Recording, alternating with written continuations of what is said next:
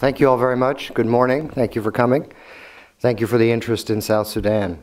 I think that we really are all terribly, terribly disappointed that 3 years after the historic referendum for independence and 9 years since the signing of the Comprehensive Peace Agreement, that South Sudan is again riven by conflict.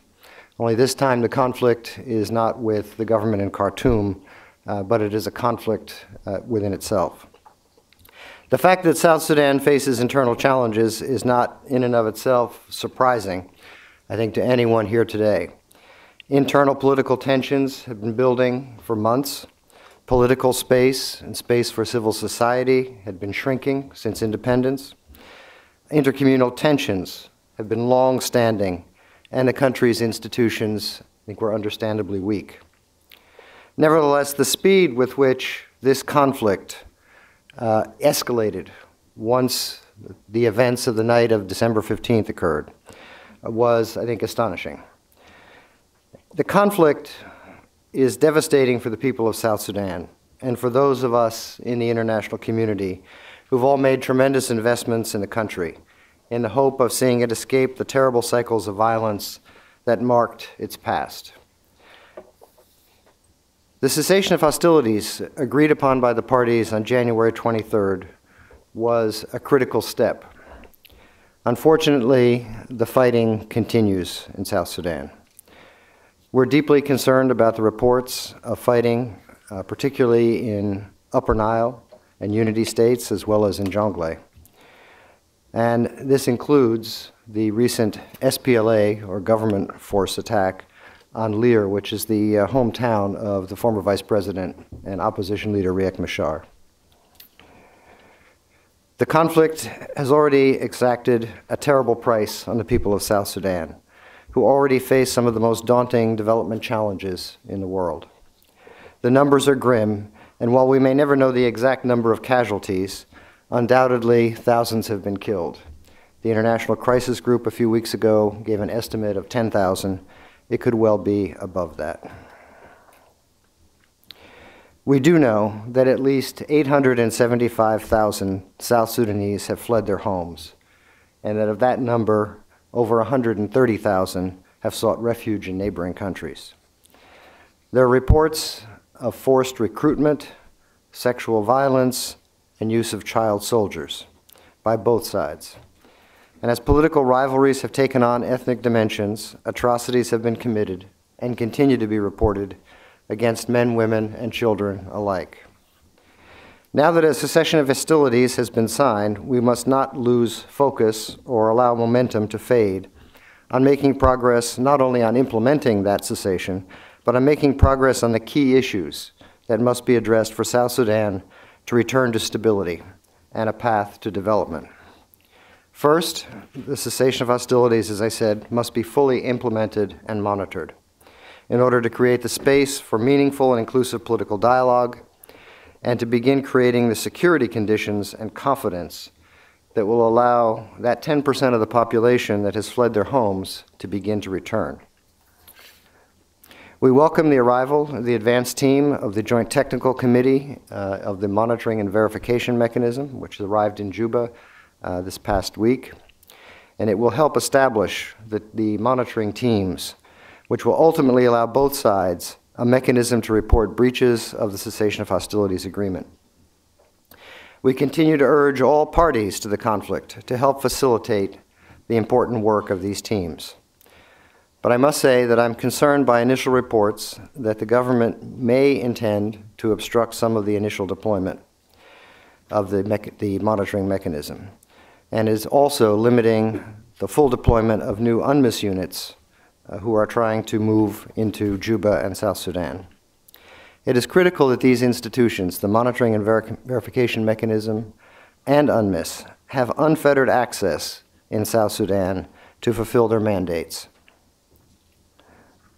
The monitoring, adherence to the cessation of hostilities, the reporting of human rights violations, and in the case of UNMISS, the protection of civilians and facilitating the delivery of humanitarian assistance. Second, those responsible for perpetrating abuses and violations need to be held accountable. and the nation must fully invest in a reconciliation process or processes that can support political dialogue and reform going forward. The African Union is currently establishing a commission of inquiry for South Sudan, which we believe can serve as an important and credible mechanism to ensure accountability for atrocities. And we urge that this mechanism move forward expeditiously on its work. Third, although the period of fighting thus far may have been relatively short compared to other contemporary conflicts in the region, the roots of the crisis run incredibly deep. Meaningful political dialogue, both between the two sides and along with broad representation of others in South Sudanese society, must begin immediately. A return to business as usual with a quick fix and political accommodation for the elite would be a recipe for renewed conflict in short order. Finally, all parties should permit immediate and unconditional humanitarian access to all in need, to the hundreds of thousands of South Sudanese who are the real victims of the violence. For our part, the United States is working to help bring an end to the fighting and to encourage and support progress toward a process to build a new South Sudan and to address the underlying causes of the current conflict.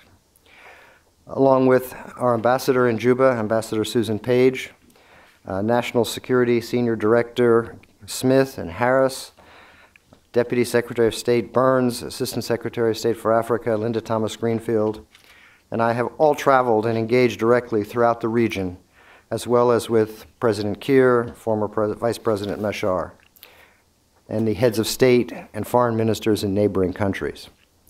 Secretary Kerry, National Security Advisor Rice, and other high-ranking past and as well as these present officials have engaged South Sudanese leaders. We've focused our efforts on supporting the IGAD-led mediation efforts, galvanizing support to open a broader dialogue between the two sides, and directly supporting the launch of the verification and monitoring mechanism. Let me just mention here, the unity of effort behind the IGAD mediation has been incredible, and I think it has been extremely valuable in ensuring the effectiveness of that mediation effort. And IGAD has put forward some of their very best people to run this mediation effort. Ethiopia's former foreign minister of 20 years, Seyoum Mesfin, and the mediator of the CPA, General Lazarus Mbewu from Kenya. So we've been engaged with other diplomatic partners as well. The Troika, the European Union, China, all have been engaged on the ground with their envoys in Addis, in Juba, and throughout the region. We're working to support the cessation of hostilities agreement and the launching of the needed political dialogue to address the roots of the problem. We've also been unanimous that outside parties should not take any steps to escalate the conflict or regionalize the conflict. Now, as this crisis began to unfold, we proposed and the Security Council unanimously adopted a resolution nearly doubling the authorized troop ceiling for UNMISS, the UN mission in South Sudan. In turn, we are now actively encouraging member states to provide additional troops and form police units to that mission, including through the transfer of contingents from other missions in the region where they can be spared. These additional troops and police have begun to arrive. We've also committed an additional $50 million of U.S. humanitarian assistance to address the immediate pressing needs created by the conflict, and we will be doing further assessments in the coming days.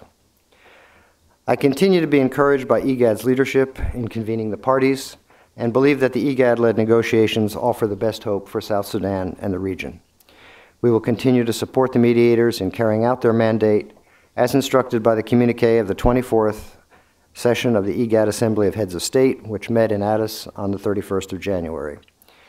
Key to this mandate is its instruction for the mediators to, and I quote, develop a framework for the next phase of negotiations in South Sudan, including specific modalities on structure, representation, and time frame, so as to ensure dialogue is truly inclusive and to ensure such a framework is developed with a view to involve a broad range of South Sudanese government, political, and civil society actors in a reinvigorated constitutional process, unquote.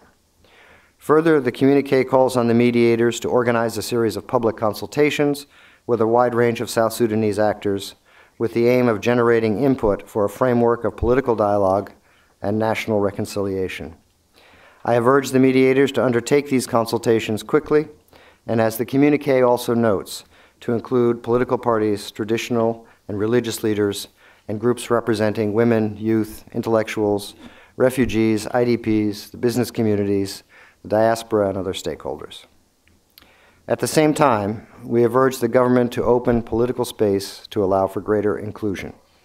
The United States strongly believes that the political detainees, both those currently in Kenya and those who remain in Juba, should be able to join the discussions to enlarge the chorus of those seeking constructive solutions to resolve the growing catastrophe in South Sudan.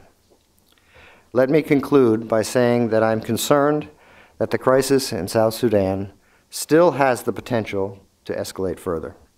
This crisis is truly a failure of South Sudanese political leadership on all sides.